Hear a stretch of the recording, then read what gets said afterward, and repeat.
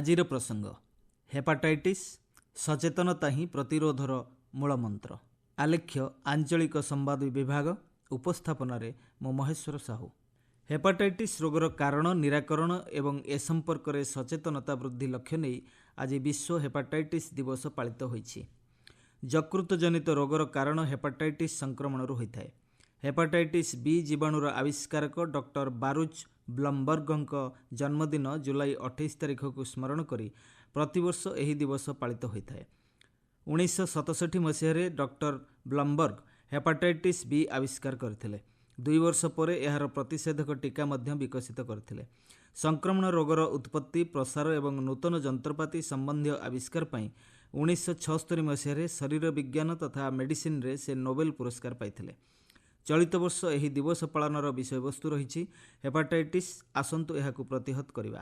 ଏହି ରୋଗର ପ୍ରାଦୁର୍ଭାବ ଦ୍ୱାରା ଆର୍ଥିକ ସାମାଜିକ ଏବଂ ପଦ୍ଧତିଗତ ପ୍ରତିବନ୍ଧକକୁ ଦୂର କରିବା ହେଉଛି ଏହି ବିଷୟବସ୍ତୁର ମୁଖ୍ୟ ଉଦ୍ଦେଶ୍ୟ।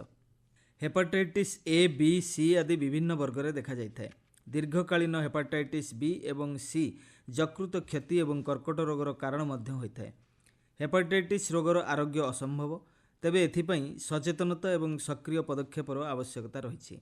ଜାତୀୟ ସ୍ୱାସ୍ଥ୍ୟ ବ୍ୟବସ୍ଥାରେ ହେପାଟାଇଟିସ୍ ରୋଗର ଚିହ୍ନଟ, ଟୀକାକରଣ ଏବଂ ଚିକିତ୍ସା ଉପରେ ଗୁରୁତ୍ୱ ପ୍ରଦାନ କରାଯାଉଛି।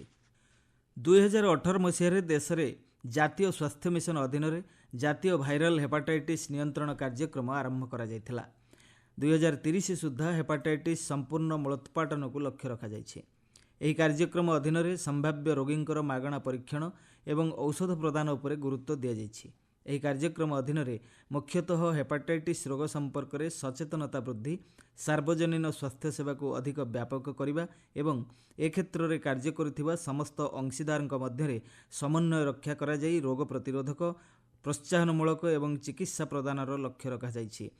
ଚିକିତ୍ସା ସେବା ପ୍ରଦାନ କ୍ଷେତ୍ରରେ ରହିଥିବା ସମ୍ବଳର ସୁବିନିଯୋଗ କରାଯାଇ ଜାତୀୟ ସ୍ୱାସ୍ଥ୍ୟ ମିଶନ ମାଧ୍ୟମରେ ଏହି କାର୍ଯ୍ୟକ୍ରମ ନେଇ ରଣନୀତି ପ୍ରସ୍ତୁତ କରାଯାଇଛି।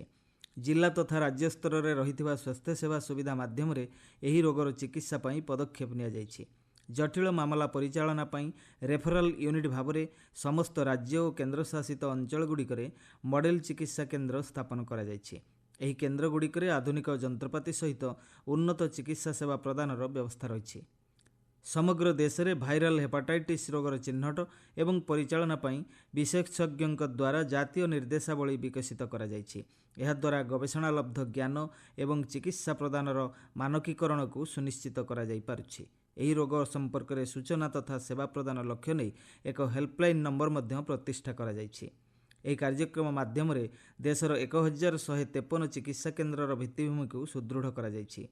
2018 ମସିହାରେ ଏହି କାର୍ଯ୍ୟକ୍ରମ ଆରମ୍ଭ ହେବା ଦିନଠାରୁ ଗତ ମାର୍ଚ୍ଚ ମାସ ସୁଦ୍ଧା 21,06,00,000 ଲୋକଙ୍କର ହେପାଟାଇଟିସ୍ ବି ଓ ସିର ପରୀକ୍ଷଣ କରାଯାଇସାରିଛି। ସେଥିମଧ୍ୟରୁ ହେପାଟାଇଟିସ୍ ବି ଏବଂ ସି ବର୍ଗର 6,12,000 ରୋଗୀଙ୍କୁ ଚିକିତ୍ସା ସୁବିଧା ମଧ୍ୟ ପ୍ରଦାନ କରାଯାଇଛି। ଜାତୀୟ ଭାଇରାଲ ହେପାଟାଇଟିସ୍ ନିୟନ୍ତ୍ରଣ କାର୍ଯ୍ୟକ୍ରମକୁ ଅଧିକ ସଶକ୍ତ କରିବା ଲକ୍ଷ୍ୟ ନେଇ ଜାତୀୟ ଏଡ୍ସ ନିୟନ୍ତ୍ରଣ କାର୍ଯ୍ୟକ୍ରମ, ଜାତୀୟ ଯକ୍ଷ୍ମା ନିୟନ୍ତ୍ରଣ କାର୍ଯ୍ୟକ୍ରମ ଏବଂ ପ୍ରସୂତି ସ୍ୱାସ୍ଥ୍ୟ ଏବଂ ସାର୍ବଜନୀନ ଟୀକାକରଣ ଅଭିଯାନକୁ ସମନ୍ୱିତ କରାଯାଇଛି।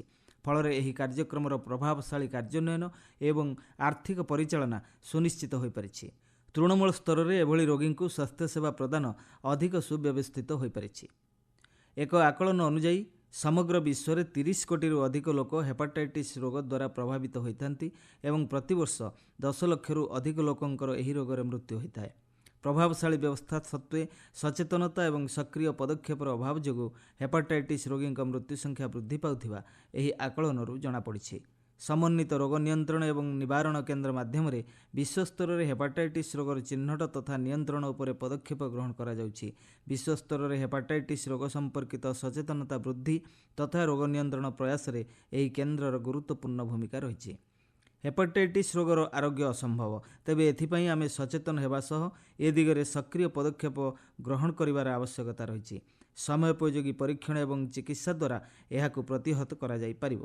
ଆସନ୍ତୁ 2030 ସୁଦ୍ଧା ଦେଶରୁ ହେପାଟାଇଟିସ୍ ରୋଗର ମୂଳୋତ୍ପାଟନ ପାଇଁ ସଂକଳ୍ପବଦ୍ଧ ହେବା।